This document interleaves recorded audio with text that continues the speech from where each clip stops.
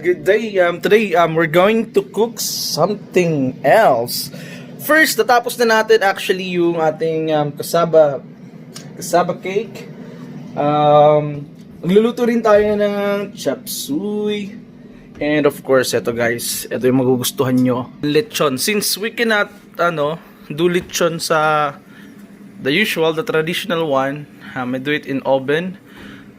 The reason why we're cooking right now, para po ito sa ng aming kaibigan. So yun, later on ipapakita ko sa inyo yung mga pagkain doon. So for now guys, magluluto muna tayo. Mamaya papakita ko sa inyo kung paano ko lulutuin yung chop suey. So see you later guys.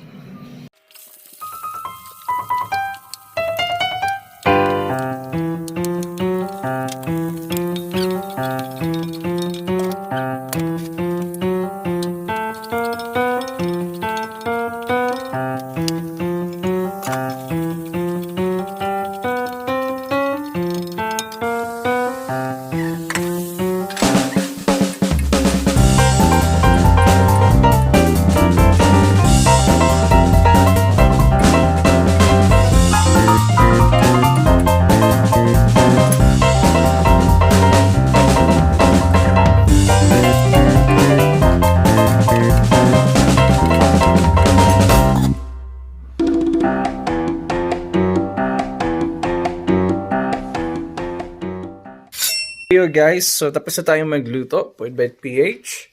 So lumpia.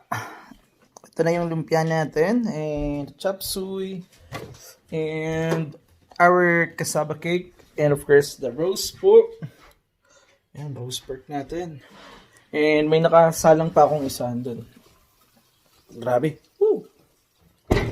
So bibihis lang ako guys, tapos pupunta na tayo sa Binyagan. See you! What's up guys, aalis na tayo, pupunta na tayo dun sa reception ng Binyagan.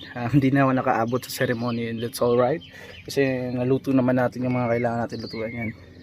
Ating lumpia, chop suey, cassava cake, and lechon. Alright guys, let's go, let's deliver it. Ayan, alis na tayo guys. Let's go! So, kita-kita po ulit tayo mamaya doon sa kainan. And I'll show you more foods out there. See you mga ka-food vibe.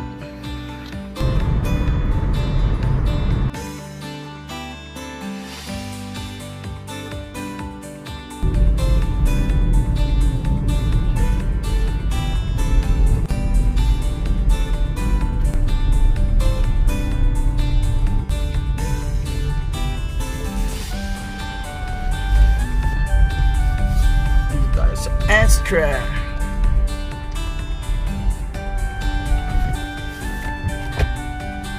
So, andun na tayo. Dun. Dun yung ating venue.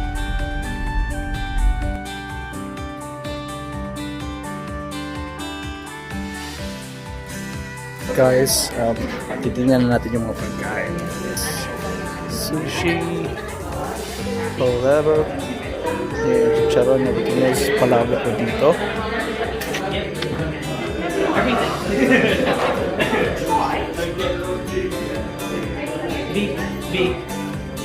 And desserts.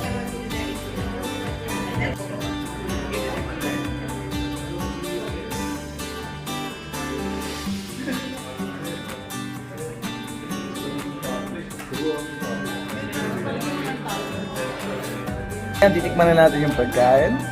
Kasama natin sa mga kaibigan natin.